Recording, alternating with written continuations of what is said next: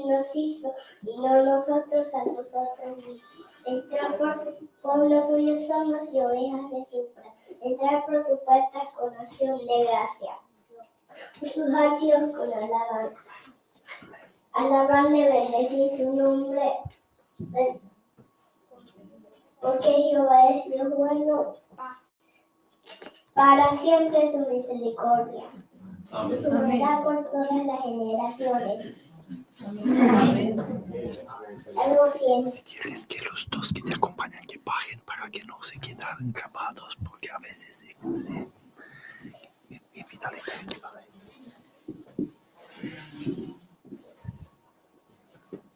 Bienaventurados los perfectos de camino, los que andan en la ley de Jehová. Bienaventurados los que guardan sus testimonios y con todo el corazón le buscan, pues no hacen iniquidad los que andan en sus caminos. Tú encargaste que sean muy guardados tus mandamientos, ojalá fuesen ordenados mis caminos para guardar tus estatutos. Entonces no sería yo avergonzado cuando atendiese a tus mandamientos. Te alabaré con rectitud de corazón cuando aprendiere tus justos juicios. Tus estatutos guardaré, no me dejes enteramente. Amén. Amén. Gloria a Dios.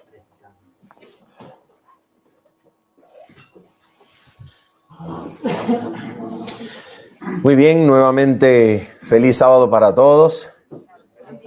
Que el Señor pueda bendecirles abundantemente en esta hora. Bien, vamos entonces en esta oportunidad a estudiar nuestro segundo tema, titulado El Pacto Eterno, una promesa gloriosa. Así que con la ayuda de Dios vamos a estudiar algunas porciones de la Escritura, comenzando por el capítulo número 3 de Gálatas, y vamos entonces a orar para puntualizar a manera de repaso las conclusiones principales a las que llegamos el día de ayer, para que con la ayuda de Dios podamos avanzar en esta oportunidad en el estudio de la Escritura. Oramos. Nuestro Padre, bendito y santo Señor, en el nombre de Jesucristo venimos delante de ti para pedirte el cumplimiento de tu promesa acerca de tu Espíritu Santo, Señor. Tú prometiste que tu Espíritu Santo sería enviado para guiarnos al conocimiento de toda verdad en Cristo Jesús. Y pedimos ahora, Señor, que cumplas tu promesa bendita, que nos muestres a Cristo, eleves nuestras miradas y podamos contemplarlo en la hermosura de su santidad y seamos transformados de gloria en gloria, Señor. Tómanos enteramente en esta hora, Padre, te lo pedimos en el nombre de Jesús. Amén, Señor. Amén. La noche de ayer comprendimos por medio de la palabra de Dios que hablar sobre la justificación por la fe es igual que hablar de un pacto. Antes de enfocar el tema girando en derredor de la pregunta ¿qué le sucede al hombre cuando es justificado? Bien sea que sea declarado justo o bien sea que en contraparte sea hecho justo, esta pregunta aborda el tema desde un punto de vista filosófico y especulativo que no representa la forma en la cual la Biblia lo trata. Por cierto, ¿se está compartiendo? ¿No está saliendo? ¿Qué estará sucediendo? Bueno, por alguna razón, la sesión del Facebook que está transmitiendo lo está haciendo de manera privada y no logro descifrar por qué razón. Vamos a tener que prestar suficiente atención para contar a otros lo que aquí se dijo. Porque no entiendo por qué la sesión me lo está transmitiendo como una algo privado. De todas maneras, vamos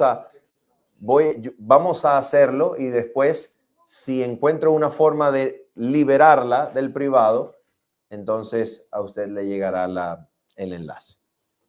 Bien. La pregunta de hoy es entonces si la justificación por la fe es comprendida mejor bíblicamente desde la perspectiva o metáfora de un pacto. ¿Cuál es ese pacto que nos permite entender la justificación por la fe? ¿Cuál es ese pacto de salvación? Y para ello nosotros vamos a abrir la palabra de Dios en Gálatas capítulo número 3. Y vamos a comenzar a leer el versículo número 6 al 8. En Gálatas capítulo número 3, versículo 6, nosotros tenemos la historia que encontramos en Génesis capítulo número 15. Y si nosotros nos acordamos de Génesis 15 y el versículo 18, el resumen de aquel día de Génesis 15 es que en aquel día Dios hizo pacto con Abraham diciendo: a tu descendencia daré esta tierra. Eso es el resumen que trae la conclusión de Génesis capítulo número 15. Y es exactamente la forma en la que comienza Gálatas 3, versículo número 6. Dice la escritura de la siguiente manera: así Abraham creyó a Dios y le fue contado por justicia. Pregunto, ¿qué cosa era lo que Dios le estaba prometiendo a Abraham en aquel momento en que la Biblia dice que Abraham creyó a Dios y Dios se lo contó por justicia? Y le fue contado por justicia. ¿Qué era lo que Dios estaba prometiendo a Abraham?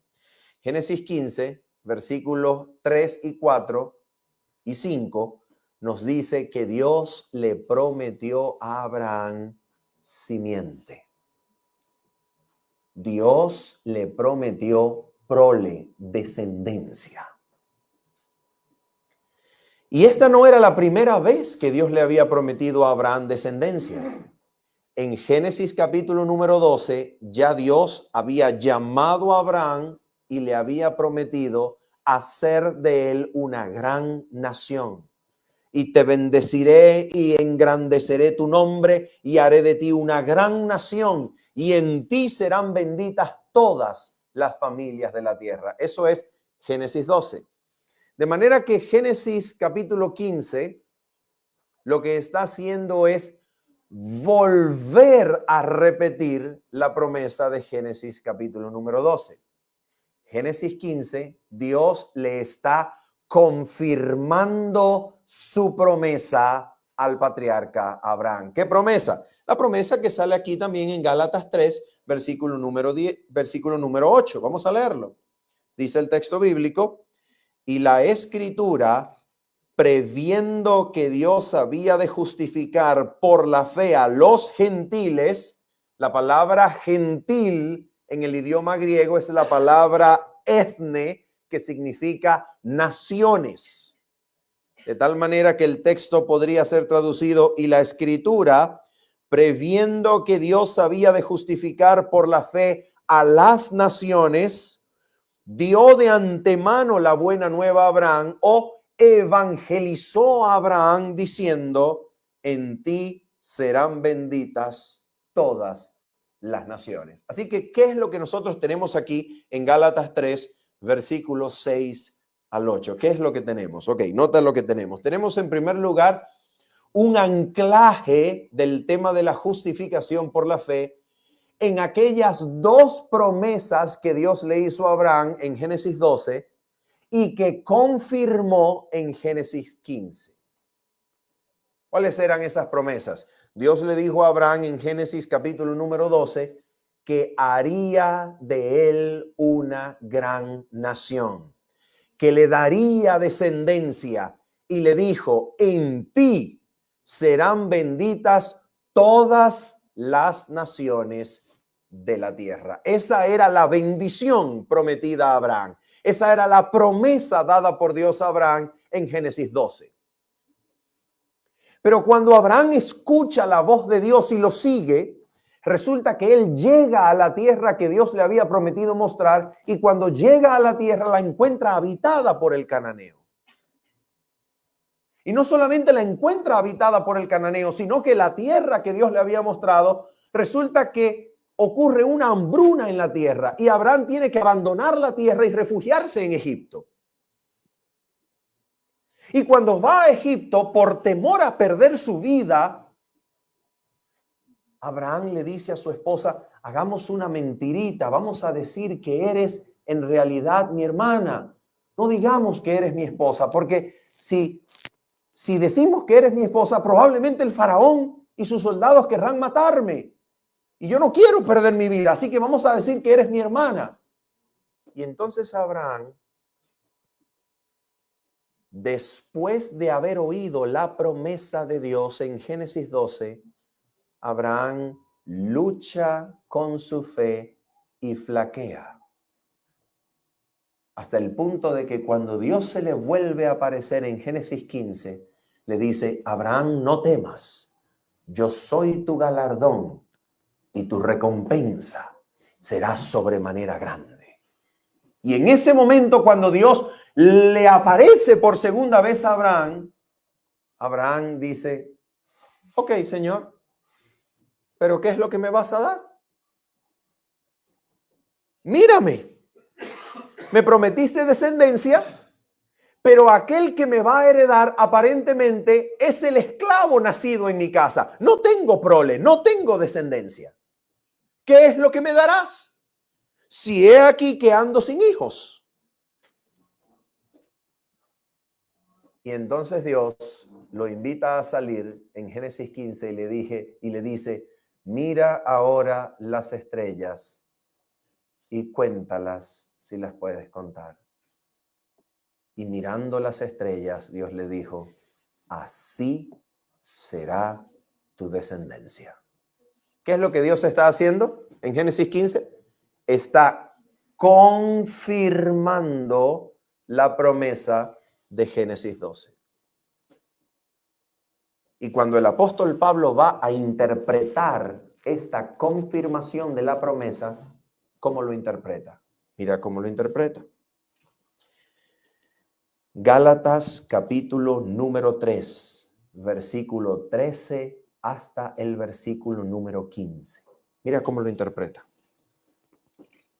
Dice la palabra de Dios en Gálatas 3, versículo 13 al 15, lo siguiente: Cristo nos redimió de la maldición de la ley.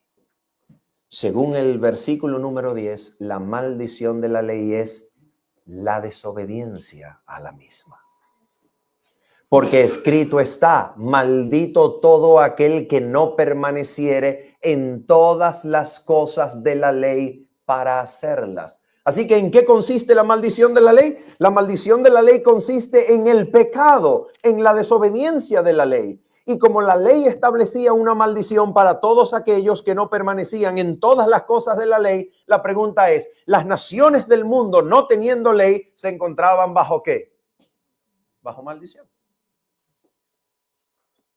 Si la ley dice: maldito todo aquel que no permaneciera en las cosas de la ley, y las naciones del mundo no tenían la ley de Dios, por tanto, ¿cómo se encontraban las naciones del mundo? Bajo maldición. ¿Y el pueblo de Israel era la excepción? No, no era la excepción. Y Romanos capítulo 2 es el lugar en donde Pablo demuestra que el pueblo de Israel no estaba bajo ninguna excepción. También la ley, cuando hablaba, hacía que toda boca se cerrase y todo el mundo estuviese bajo el juicio de Dios. Pero ¿qué es lo que hace Cristo? Mira lo que hace Cristo. Atención, por favor, con los versículos 13 y 14. Los versículos 13 y 14 nos va a decir lo que Cristo hace en relación a esa promesa que una vez Dios le dio al patriarca Abraham. ¿Cuál era la promesa? Le dijo: en ti serán benditas todas las naciones del mundo. En ti serán benditas todas las familias de la tierra. Y ahora mira lo que Cristo hace en el versículo 13 y 14. Cristo nos redimió de la maldición de la ley, hecho por nosotros maldición, porque está escrito, maldito todo el que es colgado en un madero. Quiere decir que Cristo en la cruz estaba asumiendo la maldición que pesaba sobre el mundo por no haber permanecido en todas las cosas de la ley. Cristo en la cruz asumía la maldición del mundo, haciéndose maldición por el mundo. ¿Y para qué? ¿Con qué propósito? Oh, mira el propósito. Versículo 14. Para que en Cristo, ¿de dónde viene esa frase en Cristo? ¿De dónde viene? Viene de la frase, en ti serán benditas todas las naciones de la tierra. En otras palabras, ¿cómo era la promesa? La promesa era de Dios para Abraham. En ti serán benditas todas las naciones. Y ahora dice la Biblia que Cristo se hizo maldición por el mundo, siendo colgado en un madero, para que en Cristo, ¿qué es lo que nos está diciendo la Biblia? Que Cristo es aquel en quien Dios esperaba cumplir la bendición dada ¿a quién? A Abraham. En ti serán benditas todas las naciones, para que en Cristo viene a cumplir ¿qué cosa? La bendición de Abraham. Mira lo que dice el versículo 14. Para que en Cristo Jesús la bendición de Abraham alcanzase ¿a quiénes? A los gentiles, a las naciones, a fin de que por la fe recibiésemos la promesa del Espíritu. Mis amigos, Cristo fue a la cruz para que Dios cumpliese esa promesa dada una vez al patriarca Abraham. En ti serán benditas todas las naciones de la tierra. En Cristo Jesús, Dios asumió la maldición entera del mundo para que el mundo tuviese en Cristo la bendición prometida a Abraham. ¿De qué se trata esa bendición? ¿Y cómo es que el apóstol Pablo interpreta estas cosas? Mira cómo lo interpreta. Versículo número 15. Hermanos, hablo en términos humanos. En otras palabras, hermanos, voy a dar un ejemplo en lenguaje humano. Voy a tomar una ilustración del lenguaje común y sencillo para ilustrar el tema del cual estamos hablando. ¿Y qué es lo que él escoge para ilustrar el tema? Dice el texto, hermanos, hablo en términos humanos. 2 puntos. Un pacto. Un pacto. Pero un momento, ¿no estábamos hablando de promesas? Promesa de Génesis 12, confirmada en Génesis 15. ¿No es una promesa? ¿Por qué razón la Biblia le llama a esto un pacto? Porque cuando Dios da una promesa, su promesa es tan fiel, su promesa es tan vinculante, su promesa es tan real y fiel que Dios la considera un pacto en el cual Él mismo se compromete a cumplimiento. Y ahora mira cómo interpreta el apóstol Pablo Génesis 12 y Génesis 15. Aquí está la interpretación de Pablo de Génesis 12 y Génesis 15. Recuerde, Génesis 12, en ti serán benditas todas las naciones de la tierra. Génesis 15, Dios le dice a Abraham en el versículo 18, a tu simiente, a tu descendencia daré la tierra. Recuerden las promesas, simiente y bendición para las naciones del mundo. Y aquí en Génesis 15, la promesa de la tierra. Dios prometía la tierra a Abraham. ¿Cómo lo interpreta el apóstol Pablo? Vamos a mirar cómo lo interpreta. Gálatas 3, versículo 15. Un pacto, aunque sea de hombre, una vez ratificado, nadie lo invalida ni le añade.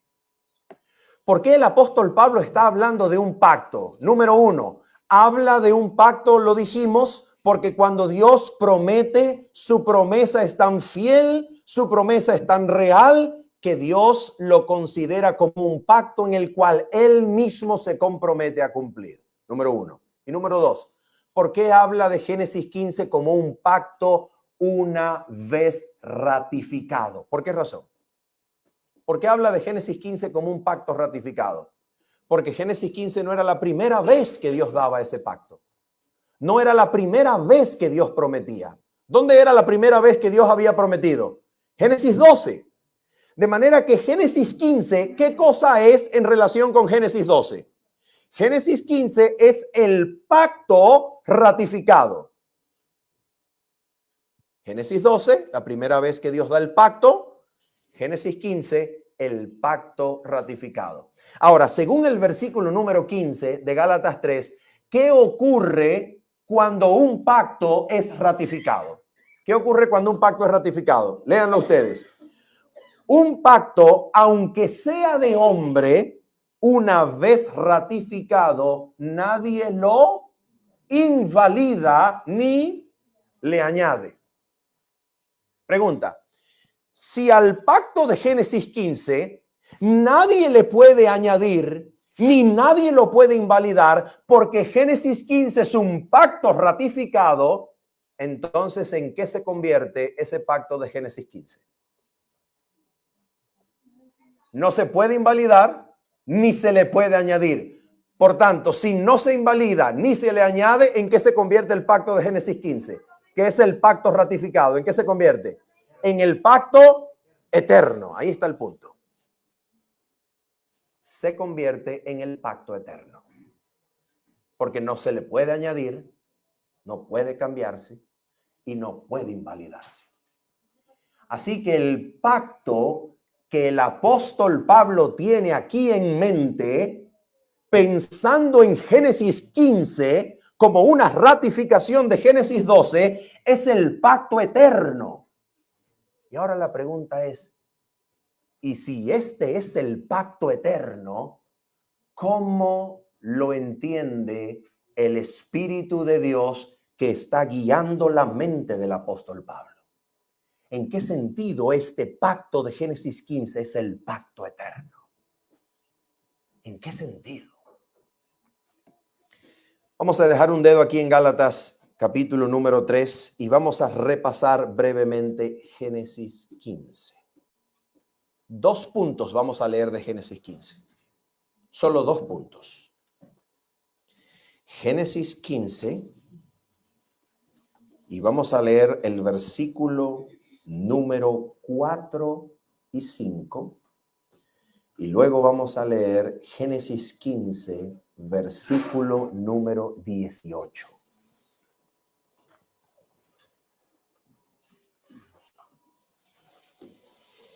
Según el apóstol Pablo, este pacto de Génesis 15 es el pacto ratificado. Y por tanto, nadie le invalida ni le añade. Por tanto, este pacto de Génesis 15 es el pacto eterno. ¿Qué incluye? Génesis 15, versículo número 4 y 5. Luego vino a él palabra de Jehová diciendo, no te heredará sino un hijo tuyo será el que te heredará. Y lo llevó fuera y le dijo, mira ahora los cielos y cuenta las estrellas, si las puedes contar. Y le dijo, aquí está la primera promesa de Génesis 15. ¿Qué le dijo? Así será tu descendencia. Número 1, el pacto de Génesis 15 incluye ¿qué cosa? Descendencia. ¿Qué cosa es una descendencia? Una familia, hijos, prole, simiente. Y número 2, Génesis capítulo 15, versículo 18. En aquel día hizo Jehová un pacto con Abraham diciendo, 2 puntos. ¿Qué incluye este pacto de Génesis 15? A tu descendencia daré esta tierra. Oh, qué cosa interesante. Descendencia, hijos, simiente. Y luego dice Génesis 15:18 que a esa descendencia, a esa simiente, Dios se le daría ¿qué cosa? La tierra. ¿Cómo lo interpreta el apóstol Pablo en Gálatas 3? Vamos a mirar. Gálatas capítulo número 3. Si el pacto de Génesis 15 es el pacto ratificado y por tanto es el pacto al cual nadie le añade y nadie lo invalida, y este pacto se constituye en el pacto eterno, ¿cómo lo interpreta el apóstol Pablo en Gálatas 3? Vamos a mirar cómo lo interpreta. Gálatas 3, versículo número 16 y 17. Dice el texto bíblico. Ahora bien, a Abraham fueron hechas las promesas y a su simiente. No dice y a las simientes como si hablase de muchos, sino como de uno, y a tu simiente, la cual es, ¿quién es la simiente de Abraham? Cristo. Por tanto, la pregunta es, cuando Dios en Génesis 15 está diciendo a Abraham, a tu simiente, a tu descendencia daré la tierra, ¿qué es lo que Dios en realidad está diciendo? Dios estaba diciendo, a Cristo daré la tierra. Dios está prometiendo en Génesis 15 entregar la tierra en manos de ¿quién? En manos de Cristo. Dios está señalando a Cristo como el descendiente de Abraham y prometiéndole a Cristo, el descendiente de Abraham, la tierra y su plenitud. ¿Qué es lo que Dios le estaba prometiendo a Abraham cuando le dijo en Génesis 15, a tu descendencia daré la tierra? Dejen un dedo allí en Gálatas 3 y vamos a ver cómo lo interpreta el apóstol Pablo en Romanos capítulo número 4. ¿Será que Dios estaba prometiéndole un pedazo de tierra en el antiguo cercano oriente? Llámese Palestina, llámese Canaán, llámese Judea. ¿Será que Dios estaba hablando de un pedazo de tierra en el Medio Oriente? ¿Cómo lo interpreta el apóstol Pablo cuando se le dijo a Abraham, a tu simiente daré la tierra? ¿Cómo lo interpreta el apóstol Pablo? Romanos capítulo 4, versículo número 13. ¿Cómo lo interpreta? Lea conmigo. Porque no por la ley fue dada a Abraham o a su descendencia la promesa de que sería heredero del... ¿De qué? ¿Heredero de qué? Oh, así que cuando Dios en Génesis 15 le dice a Abraham, a tu simiente daré la tierra, ¿le está ofreciendo un pedazo de tierra en el Medio Oriente o le está hablando del mundo entero? ¿De qué le está hablando? Del mundo entero. Y la pregunta es, ¿cómo entender entonces que este sea el pacto eterno? Lo entendemos cuando en vez de simiente o descendencia colocamos la palabra Cristo, que es la descendencia o el heredero de Abraham. ¿Quién es aquel que está recibiendo la promesa del mundo entregado en sus manos en Génesis 15? Es la descendencia de Abraham. Y según Gálatas 3:16, la descendencia o simiente de Abraham es Cristo. Por tanto, en Génesis 15, cuando Dios está prometiendo el mundo entero a Abraham, en realidad está diciendo, a Cristo haré heredero del mundo. A Cristo daré la tierra.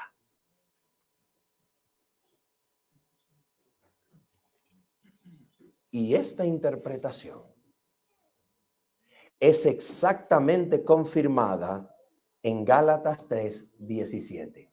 A ver, vamos a ver cómo dice Gálatas 3:17. Gálatas 3:17 dice, en mi versión, esto pues digo, el pacto previamente ratificado por Dios, ¿para con quién? ¿Para con quién fue ratificado este pacto? Para con Cristo. ¿Qué es lo que la Biblia nos está diciendo aquí? La Biblia nos está hablando de un pacto por medio del cual Cristo se hace heredero del mundo. La Biblia nos está hablando de un pacto por el cual Cristo recibe el mundo prometido a él. Cristo recibe el mundo por herencia. es el heredero del mundo. ¿Y quién es el que le está prometiendo el mundo a Cristo? ¿Quién se lo promete? El Padre Celestial. Nota en lo que consiste el pacto eterno. El Padre Celestial está prometiendo el mundo a Cristo, su Hijo. El pacto eterno es, por tanto, una promesa jurada y establecida ¿entre quién? Entre el Padre Celestial y ¿quién más? Y Cristo, el heredero del mundo. El pacto eterno es dado y establecido entre el Padre y su Hijo Jesucristo. Y por tanto se le denomina el pacto eterno. No solamente porque no pueda ser ni modificado ni anulado, sino porque fue concebido desde antes de la fundación del mundo, designando el Padre Celestial a Cristo como el garante y heredero del mundo entero. Nos habla de ese pacto el espíritu de profecía dado como un regalo de Dios al pueblo remanente. Nos habla acerca de ese pacto. Voy a leer dos extractos muy breves. El primero de ellos, pensaba proyectarlo, pero estaba usando la computadora para hacer el intento de transmisión, pero voy a leerlo brevemente. Usted puede conseguirlo en una matutina. ¿Le llaman matutina? ¿Un devocional? ¿Una lectura devocional? ¿Sí? Ok. Ustedes pueden leerlo en una matutina o un libro devocional que se llama Dios nos cuida. Dios nos cuida, y es el día 6 de marzo. Miren cómo dice este preciosísimo texto inspirado. Atención con esto. Está hablando del Calvario, está hablando de la cruz. Y dice así el espíritu de profecía. Mientras el divino doliente pendía de la cruz, los ángeles lo rodeaban, y mientras lo contemplaban y oían su clamor, se preguntaban con intensa emoción: ¿no lo salvará el Señor Jehová? En otras palabras, los ángeles al ver a Cristo en la cruz se preguntaban con intenso interés y angustia: ¿y el Padre no va a hacer nada? ¿No lo salvará Jehová? Y mira la respuesta que se dio a los ángeles. El Señor ha jurado y no se arrepentirá. Y ahora mira el comentario que hace el espíritu de profecía. El Padre y el Hijo han jurado cumplir los términos del pacto eterno. Escuchen esto. El Padre y el Hijo han jurado cumplir ¿qué cosa? Los términos del pacto eterno. Y ahora mira la interpretación. Cristo no estaba solo al consumar el gran sacrificio. Este era el cumplimiento del pacto convenido entre él y su Padre desde antes de la fundación del mundo. Mira qué cosa maravillosa.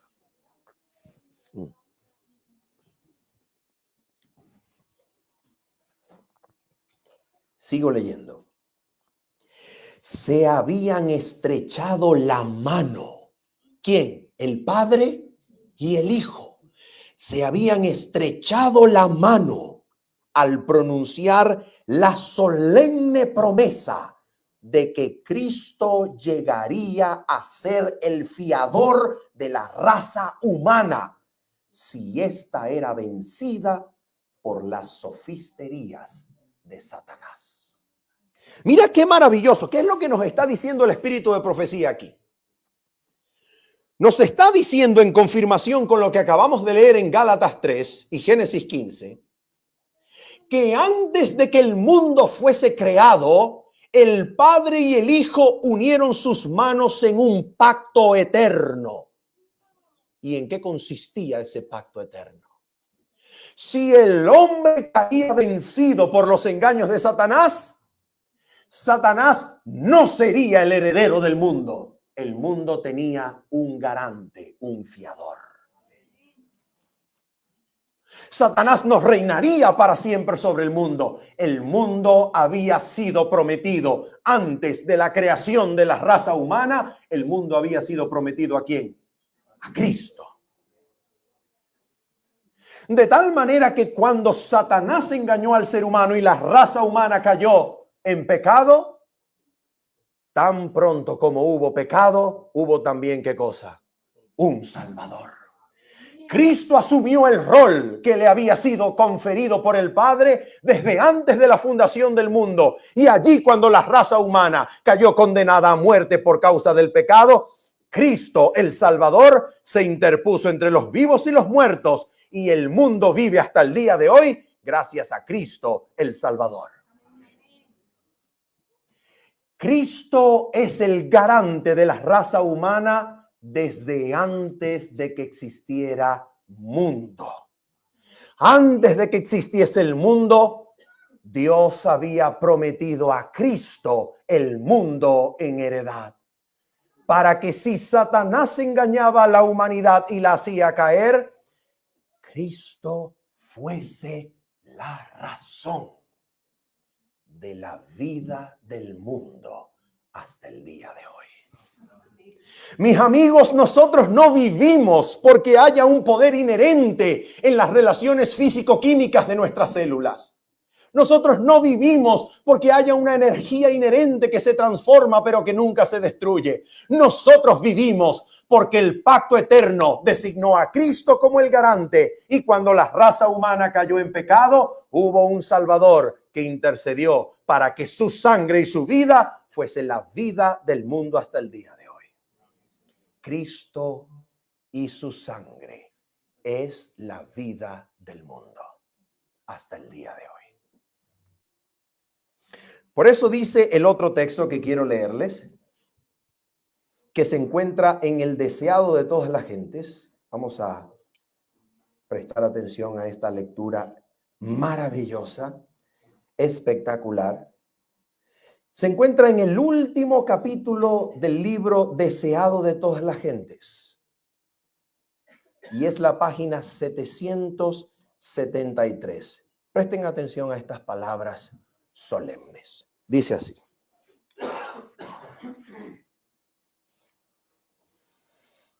desde antes que fueran echados los cimientos de la tierra, el Padre y el Hijo se habían unido en un pacto para redimir al hombre en caso de que fuese vencido por Satanás. Habían unido sus manos en un solemne compromiso de que Cristo sería fiador de la raza humana. Cristo había cumplido este compromiso cuando sobre la cruz exclamó: consumado es. Se dirigió al Padre. El pacto había sido llevado plenamente a cabo.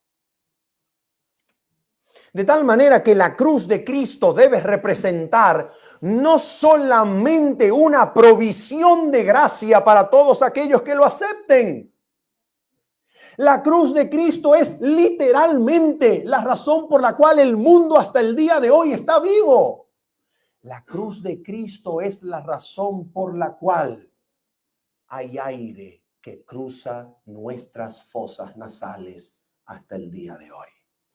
La cruz de Cristo es el cumplimiento del pacto eterno en el cual Dios garantizó que aun cuando el ser humano cayese en el pecado, el ser humano tendría una segunda oportunidad, un tiempo de gracia concedido para conocer el amor que excede a todo conocimiento, el amor de Dios en Cristo Jesús. ¿Cuál es la paga del pecado? Es la muerte. Pero la paga del pecado no es solamente el morir. La paga del pecado es muerte inminente e inmediata. La palabra de Dios se lo dijo a Adán.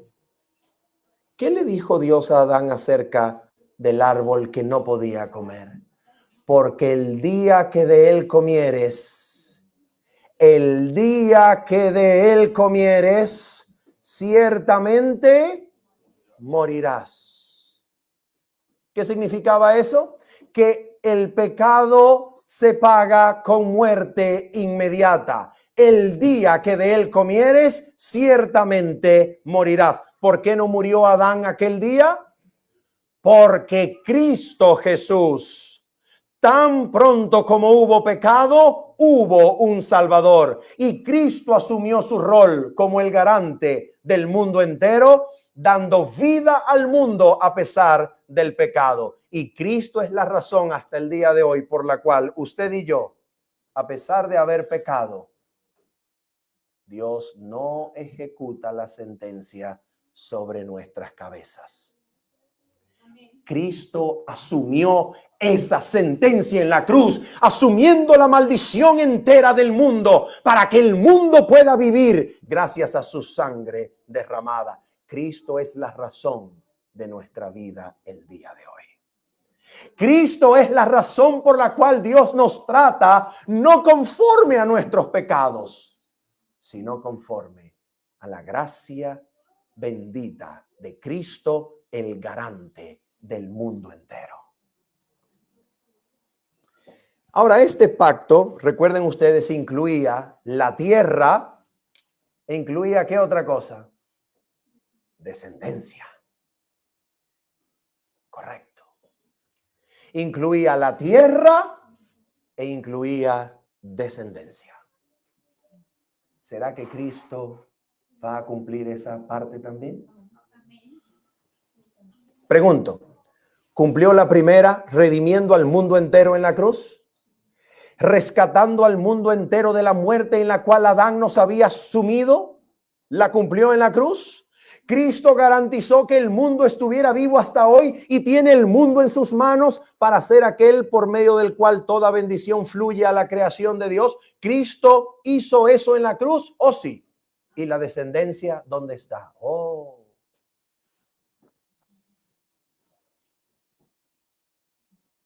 Vamos a mirar lo que nos dice la palabra de Dios en Hebreos capítulo número 2.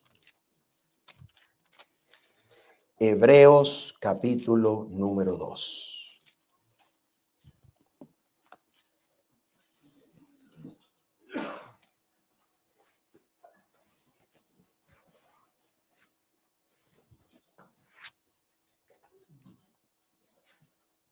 ¿Están conmigo en Hebreos capítulo 2?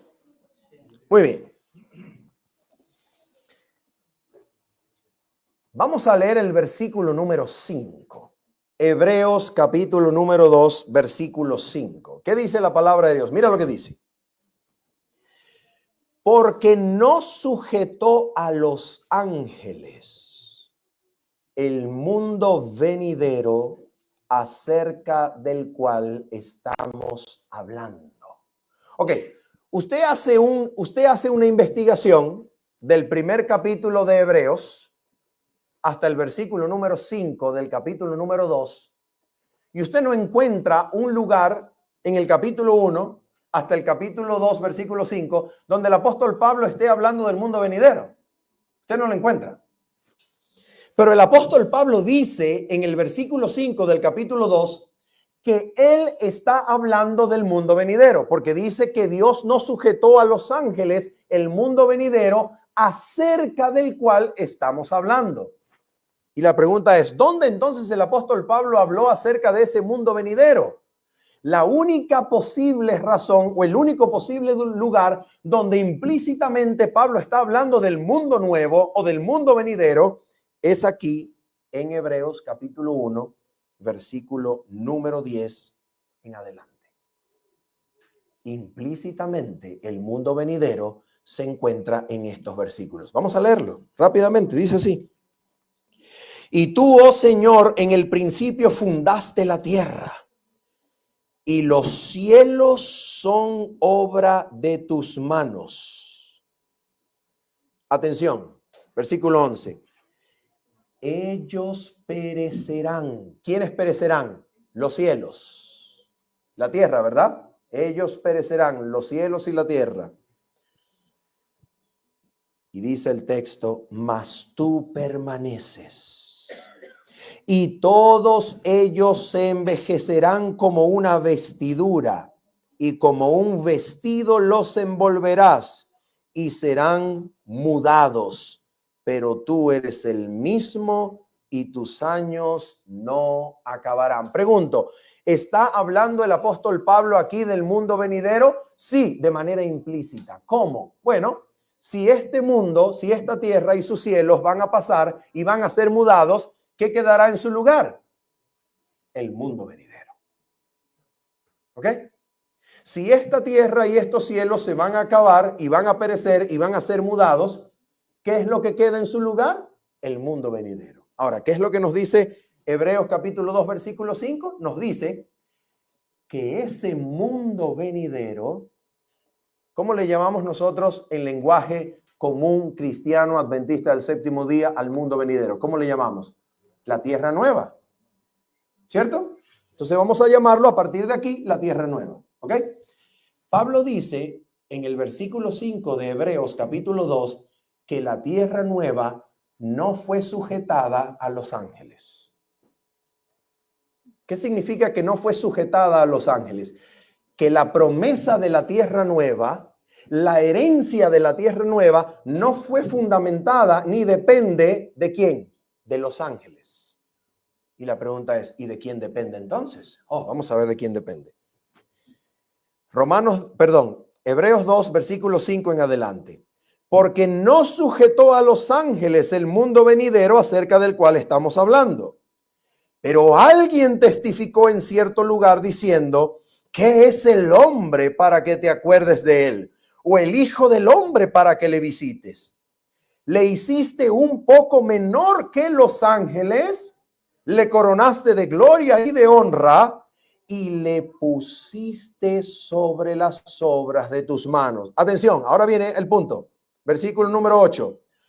Todo lo sujetaste bajo sus pies. Pregunto, ¿de quién está hablando el texto bíblico aquí cuando dice que todo, implicando el mundo y lo que en él existe, todo fue puesto bajo sus pies?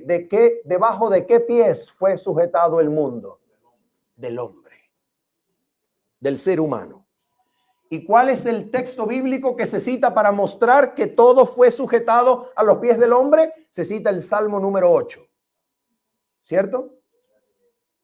El Salmo número 8, cuando habla de la creación del hombre, ¿cuál es el hombre que tiene en mente el Salmo 8? Adán. Adán, el primer hombre creado. Pero Adán, por causa del pecado y la muerte, perdió el dominio sobre el mundo. La pregunta es, ¿qué ocurrió con el dominio del mundo cuando Adán lo perdió por causa del pecado y la muerte? Mira cómo ahora el autor de Hebreos, el apóstol Pablo, reinterpreta el Salmo 8. Mira cómo lo interpreta.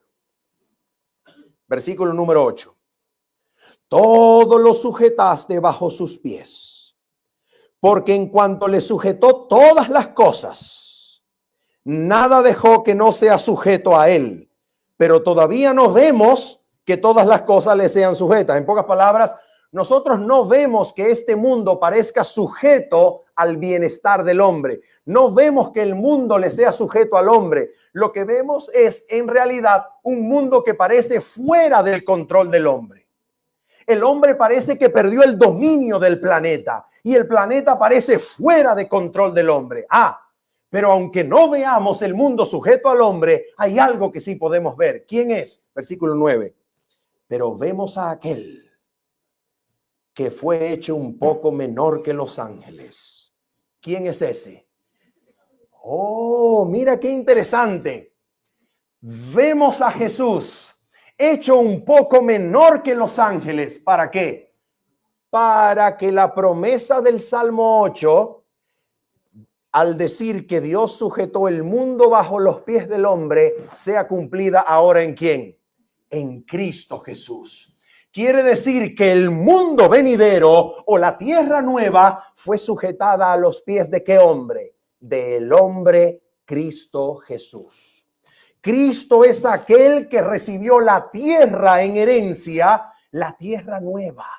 Cristo es, por tanto, el que garantiza la vida en este mundo y recibe el mundo nuevo o la tierra nueva también sujetado a sus pies. De tal manera que Cristo, al recibir el mundo en herencia, no solamente está dándole vida al mundo hoy, sino que promete la vida eterna en la tierra nueva que también depende de él. Cristo es aquel a quien la tierra nueva le fue sujetada. Ahora mira lo interesante. ¿Y será que esa promesa es una promesa que pasa también por la promesa de Dios a Abraham? Oh, sí, absolutamente. Hebreos capítulo número 2, versículo número 10. Recuerda que la promesa del pacto eterno era la tierra y la herencia o la simiente, la descendencia prometida a Abraham. Y aquí lo dice, Hebreos capítulo 2, versículo número 10. Las dos cosas en un solo versículo, la tierra y la descendencia. Escúchalo. Hebreos 2, versículo 10. Porque convenía a aquel por cuya causa son todas las cosas y por quien todas las cosas subsisten, que habiendo de llevar muchos, ¿qué? Muchos hijos. ¿A dónde? A la gloria. ¿Qué gloria es esa? La tierra nueva, el mundo venidero. Habiendo de llevar a la gloria muchos hijos, convenía al Padre, por causa de quién son todas las cosas. ¿Qué debía hacer el Padre si quiere llevar muchos hijos a esa tierra que ha dado a Cristo por herencia? ¿Qué era lo que el Padre tiene que hacer? Mira lo que dice. Convenía que perfeccionase por aflicciones al autor de la salvación de ellos. Oh, mira qué interesante cómo se nos está resumiendo el plan de la salvación en Hebreos capítulo 2, versículo número 10. Tenemos el pacto eterno donde Dios promete a Cristo el mundo, pero no solamente promete a Cristo el mundo, promete también una descendencia, promete hijos que desciendan de la simiente, es decir, hijos de Cristo, que desciendan de Cristo. Así que el plan de la salvación en Hebreos capítulo 2, versículo 10 se está resumiendo en estos dos puntos. Hay una tierra nueva que Dios prometió a Cristo, pero esta tierra nueva no estará vacía. Dios quiere llenarla con hijos y muchos hijos. Ahora viene la pregunta, ¿cómo hará Dios para llenar esta tierra de hijos?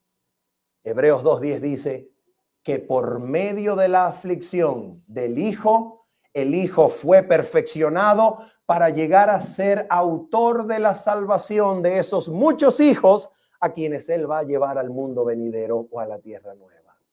Y por esa razón, mira cómo interpreta el plan de la salvación Hebreos capítulo número 2, versículo 14.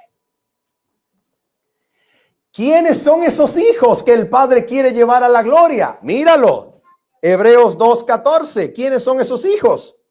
Hebreos 2:14 dice, así que, por cuanto los hijos participaron de carne y sangre. ¿Quiénes son esos hijos que el Padre quiere llevar a la gloria, al mundo nuevo, a la tierra nueva? ¿Quiénes son esos hijos? Nosotros, los seres humanos. Y por cuanto los hijos participaron de carne y sangre, ¿qué es lo que dice Dios? Él también participó de lo mismo. Oh, mira qué cosa maravillosa. Dios prometió en el pacto eterno una tierra y descendencia, pues Dios le dio la tierra a Cristo y Cristo la recibió, la rescató y la garantizó en la cruz, pero falta la descendencia. ¿Y cuál es la descendencia? Son seres humanos que participaron de carne y sangre, pero para poderlos llevar al mundo venidero, a la tierra nueva, Cristo, el Hijo, el descendiente, la simiente de Abraham, se hace hijo, participando de lo mismo. ¿Para qué? Dos cosas. Para librar por medio de la muerte, para destruir por medio de la muerte al que tenía el imperio de la muerte. Esto es al diablo. Número 1.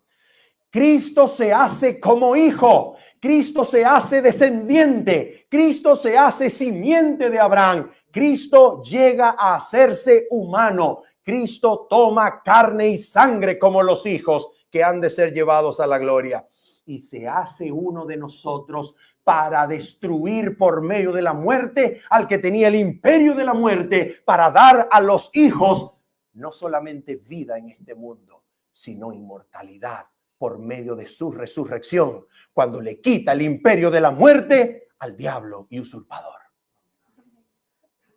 Oh, pero no solamente quiere dar inmortalidad, quiere dar libertad. ¿Y qué es lo que hace? Versículo 15. Y librar a todos los que por el temor de la muerte estaban durante toda la vida sujetos a servidumbre. ¿Qué significa eso? Significa que cuando el diablo tentaba a los hijos de Dios y veía sus tentaciones perdiendo poder sobre los hijos de Dios y los seres humanos, al diablo se le ocurría una última estrategia para hacer que los hijos de Dios permanecieran en esclavitud para toda la vida. ¿Cuál es la esclavitud? Los amedrentaba, los amenazaba, les infundía el temor a la muerte. ¿Cuál fue la tentación que hizo caer al grandísimo, espectacular, maravilloso y poderosísimo profeta de Dios, Elías? ¿Qué lo hizo caer? La amenaza de muerte de Jezabel. Y aquel que era un hombre firme y poderoso reformador, cuando le tuvo miedo a la muerte, abandonó su posición. ¿Será que Cristo es capaz de librarnos hasta de la esclavitud que produce el miedo a la muerte? ¿Será que Cristo puede hacer eso? Oh, mira esto. Versículo número 16. Porque ciertamente nos socorrió. Esta es una traducción bien complicada. La palabra griega que se utiliza aquí para traducir el verbo socorrer en español es la palabra griega epilambanetai, que quiere decir sujetar, hacer depender, tomar de la mano, capturar, tomar fuertemente. Por ejemplo, para darles un ejemplo, la palabra griega epilambanetai aparece como verbo en aquel episodio donde el apóstol Pedro sale de la barca y mira para el otro lado y comienza a hundirse, y dice la palabra que Jesús tomó de la mano a Pedro, lo sujetó y le dijo: hombre de poca fe, ¿por qué dudaste? Esa palabra sujetar es la palabra griega epilambanetai que aparece aquí. Ahora, ¿qué es lo que nos está diciendo el versículo 16? Atención. El versículo 16 probablemente se está refiriendo a ese mundo venidero del versículo número 5. Y el versículo 16 lo que estaría diciendo es lo siguiente: ciertamente el mundo nuevo o la tierra nueva no se sujetó a los ángeles, no se sujeta de los ángeles, no depende de los ángeles, sino de quién, dice el texto, sino de la descendencia de Abraham. ¿Por qué el mundo se sujetaría a la descendencia de Abraham? Génesis 15, porque Dios se lo prometió a Abraham y a su simiente. Entonces, Cristo, para llenar la tierra nueva de hijos suyos, ¿qué es lo que hace? Oh, versículos 17 y 18. No solamente debía morir para recibir el mundo en herencia, necesitaba hacer algo más para garantizar que ese mundo que Cristo heredó en la cruz pudiese estar lleno ¿de qué? De hijos, de descendencia.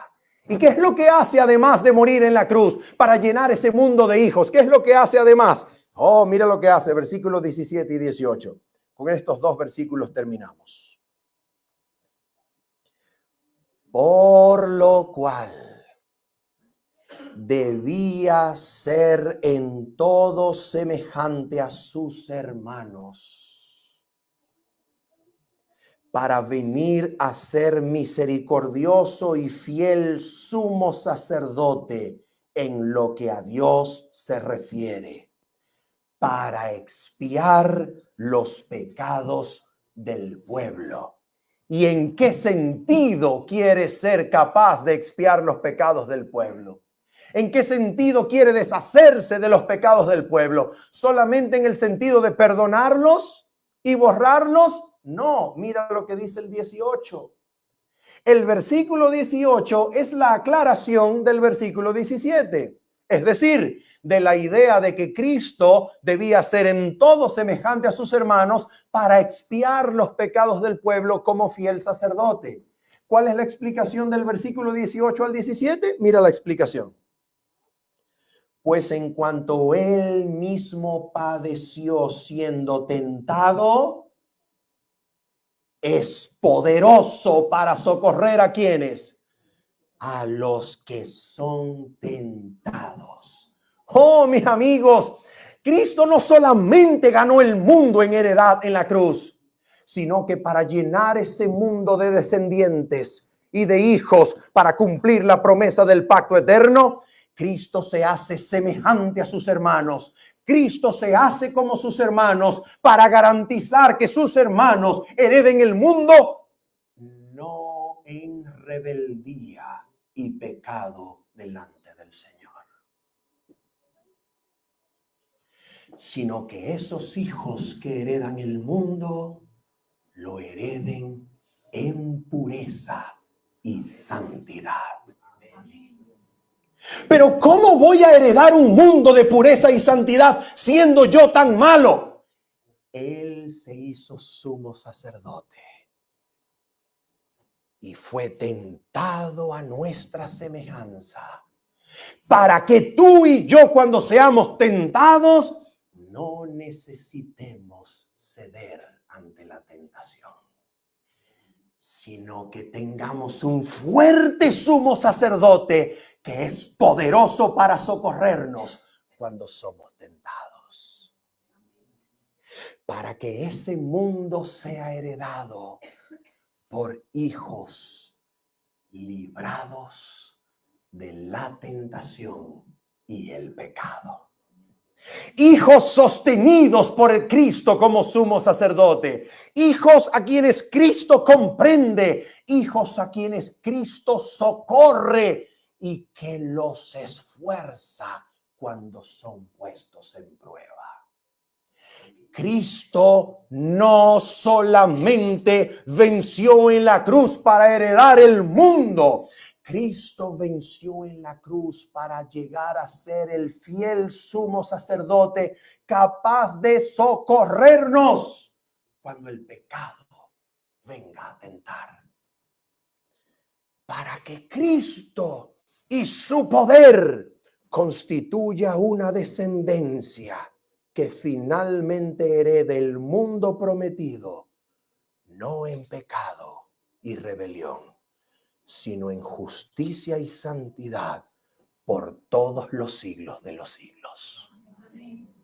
¿Cuál es la garantía de que ese mundo será lleno de personas libradas de la tentación y el pecado? La garantía es que Cristo, como fiel sumo sacerdote, es poderoso para socorrer a los que son tentados. Él se hizo fuerte para que en medio de cada una de tus tentaciones, Él sea tu ayudador. Él sea tu socorro y Él te introduzca en la tierra nueva que heredó por medio de su poder santificador para sostenerse en pureza y santidad y heredar un mundo de justicia, bendición y pureza por los siglos de los siglos. La tierra está garantizada por Cristo y la herencia de esa tierra, constituida por hijos fieles, también está garantizada en el poder de aquel que comprende nuestras tentaciones para socorrerte a ti, para que no caigas esa próxima vez, sino que te mantengas en socorro y ayuda por el poder de aquel que es fiel, sumo sacerdote, para socorrernos cuando somos tentados. Cristo es entonces el cumplimiento perfecto del pacto eterno que entrega a Dios y su Padre el mundo nuevamente en sus manos y una descendencia completa constituida por hijos e hijas de Cristo que son guardados del pecado para heredar un mundo nuevo donde la justicia y santidad reinarán para siempre. ¿Cuántos de nosotros queremos ser parte de esa descendencia bendita y santa que Cristo ayude en cada tentación de la vida? ¿Cuántos queremos heredar el mundo habiendo sido socorridos, ayudados por Cristo, para poder experimentar libertad, bendición y pureza en medio de cada tentación? ¿Cuántos anhelamos ser de esa descendencia? Padre celestial y Dios bendito, en el nombre de Cristo Jesús, te bendecimos y te agradecemos por ser el Dios fiel que cumple todas las promesas. Has puesto el mundo en las manos de Cristo y anhelas hacernos sus descendientes. Padre celestial, cumple en cada uno de nosotros, en nuestras vidas, en mi vida, Señor, la promesa de socorro y sostén de Cristo como sumo sacerdote para librarnos de toda tentación y caída, Señor, y sostenernos como hijos suyos para heredar un mundo nuevo de justicia y santidad. Tómanos, bendito Padre, como tus hijos, tus descendientes, en Cristo Jesús. Amén y amén.